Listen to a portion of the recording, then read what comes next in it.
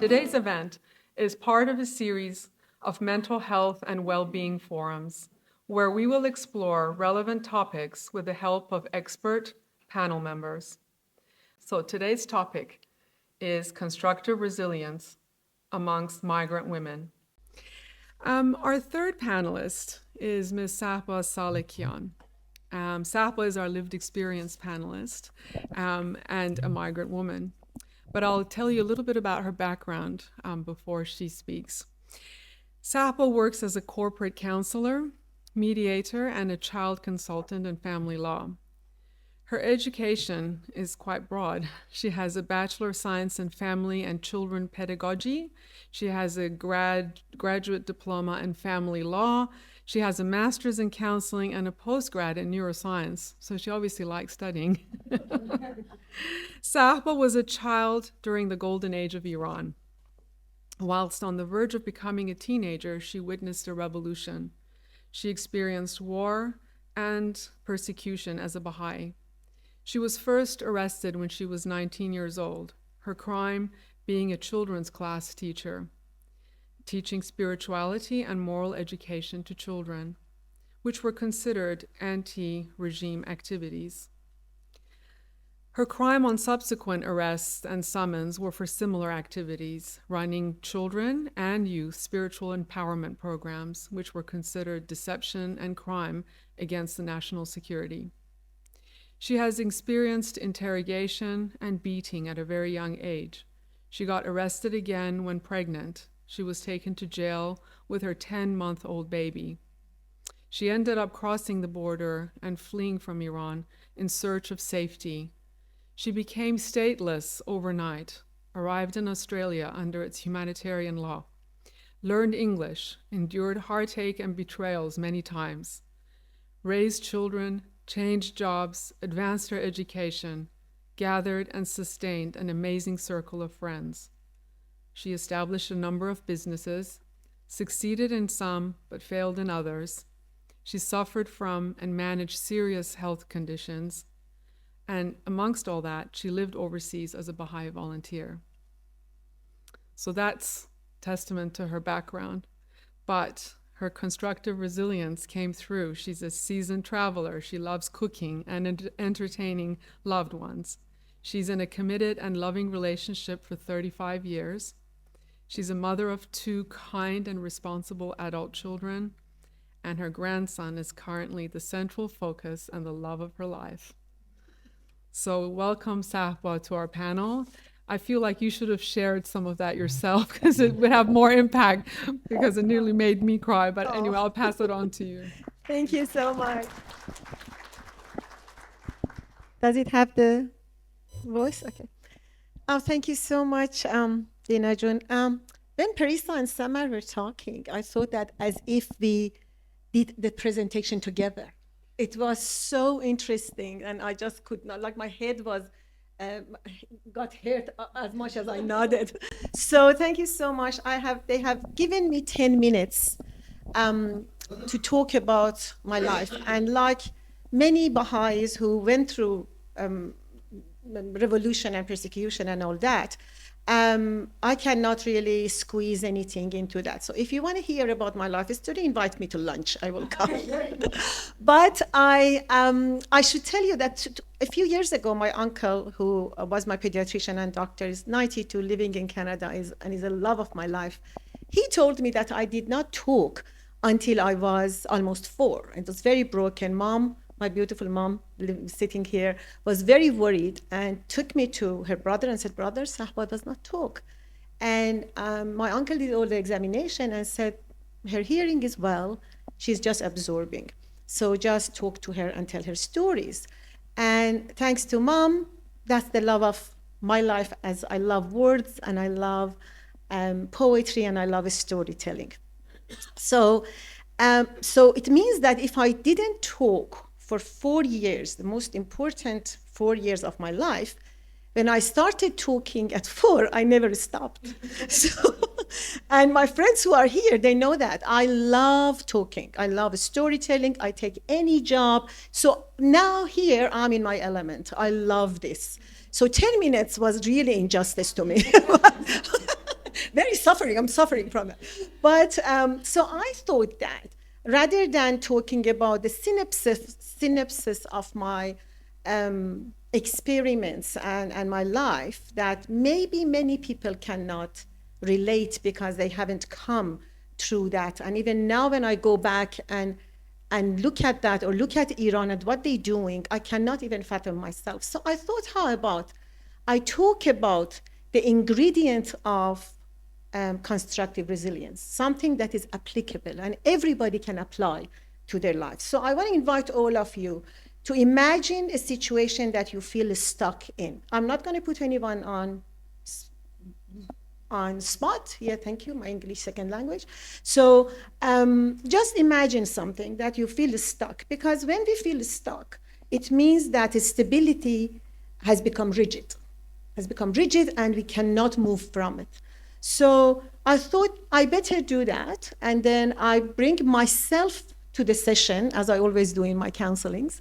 And so today I'm going to talk about the ingredient of constructive resilience. And through my education and talking and working with thousands of people over the past 26 years in prison, in Ishar years ago, multicultural women, many men in shelter, all that, I have realized that the ingredients of constructive resilience are hope, courage, and grace. And what is hope? What is the birthplace for hope? The birthplace for hope is when you have a goal, you have a pathway, and you have a sense of agency that you say, yes, I can do that. So today, for example, I have a hope that I can present a presentation that you find moving and can move you forward from any place that you're stuck. My pathway is this health forum that my gorgeous 3 friends have placed, and so I have this pathway to deliver. And my sense of agency is that I can do it. I can do it. And what is that sense of agency? It's courage. And we cannot live in this life without courage. But what is courage? People say, I have courage. So the birthplace for courage is whenever we are uncertain, we are at risk, or we are emotionally exposed. That's the time we need courage. So today, I am uncertain if I can deliver a good presentation. I'm at risk because what if when the presentation finished, you all say, oh my God, what was that? That silly woman with that accent, just come here. We were not ready for this. We wanted just to hear your life story. And I'm emotionally exposed because Dina, Neda, and Farah has trusted me with this. They even didn't ask for manuscript. They just said, come and talk. What if I let them down? So then when we have hope and we have courage is when we need grace. So I then come up with my grace to say, Sahba, you just do your best. Just do your best. And that's okay. English is your second language. Forever I mix he and she, forever. And my language construct is not polished. You can see that. I just go blabbering at times. So, but then I do a self-care and I said, you did your best. And then I trust your grace that you say, oh, poor woman has been through so much, yet found the courage to come here. And funnily enough, the research shows that hope, courage, and grace, they are not emotions that we feel. They are actually a cognitive construct. So we think hope, we think courage, and we think grace. And that's why we can teach it to others. That's why I can teach it to my clients, to be courageous, because then they see that, oh, yeah, these are the way, and you can show it and you can teach it to your clients. So, and that was for me one of the very best thing about constructive resilience. So in working through all these decades of working with people in a variety of settings, I have come up, I'm a visual person, I have come up with a process for constructive resilience that we can go through and you can go through. So when problem happen that we are stuck, for example, just this week, I had a 16-year-old who is terrified of getting her driver license. I have another 62-year-old who now in 2-3 years to her retirement, he has got workplace allegation. I have a man who is a young man and it's been years that he is not intimate with his wife and he doesn't know what to do, how he can break this barrier. I have another boy who is struggling with weed addiction. So all this just was this last week that I was sort of dealing with them. And I take them through this process of constructive resilience that when we are stuck, just imagine that we all live in a sea called life. And at times, this sea is just fantastic. It's calm, it's collected, the sky is blue when we are swimming or we are in our row, or we are rowing in our boat, and everything is fantastic. Life is just cannot get better. We know that it's not gonna stay like that. A test and difficulty gonna happen in order to take us from the layer we are into our further growth. So at times we feel absolutely drowned in the problem. Something happened, is a health issue, is a financial issue, it's a legal issue, and we feel drowned in the problem. When we are drowning, what we do? When we are drowning in whirlpool, we are struggling. We are struggling through that, and we gradually get our head above the water in coping and surviving. We go to coping and survival. No one wants to stay in coping and survival. It's a very hard place, but that's much better than drowning. So when we get to hoping, either we go to helpful and adaptive coping mechanism, or we go to unhelpful and maladaptive coping mechanism. What is the unhelpful and maladaptive? It's drug, it's alcohol, it's weed, it's going online and getting intimate with different people, go to gambling, shouting at people, just having fight with people, bullying others, going and scrolling social media for hours, go online shoppings. All of them are maladaptive coping mechanism that we need to actually, if we are go to the maladaptive coping mechanism, we need to deal with that as a problem, and we need to get professional help in order to deal with that. But then we have adaptive coping mechanism. We go to counseling, we go to therapy, we detect the horizon to find any warm bodies that can love us and can guide us and can protect us. We go to self-care, we look after our health and our sleep and all that. So, and when we get there, we gradually move past the coping and survival, and we go to a striving. We see the shore, we see the line, and we say, okay, that's really good. This is really good. I'm getting there. I have enough support around myself. I'm looking after my health. I'm looking after my mental health. That's fantastic. Through striving, we get to thriving, and we thrive.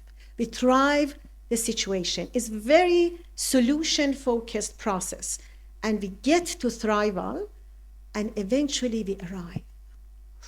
We get to the shore. We arrive, we find a solution for that problem that we have. We arrive. The water is good, we are swimming, everything is calm, and I can say I arrived and deal with my problem. Fantastic. We know that it's not going to stay like that because another problem going to come. So I always thought, what's after that? What's after that? Like, what is that when you get to the point that you're really happy of the solution you have? And then I realized the next step after that is allow. We need to allow. And that's absolute state of detachment, contentment and tranquility that we say, okay, welcome. The next problem, the next test and trial, welcome, because I know that I can get any time back to drowning and spring through to arrival. And that's, my friend, calls constructive resilience. And in this note, I want to say thank you.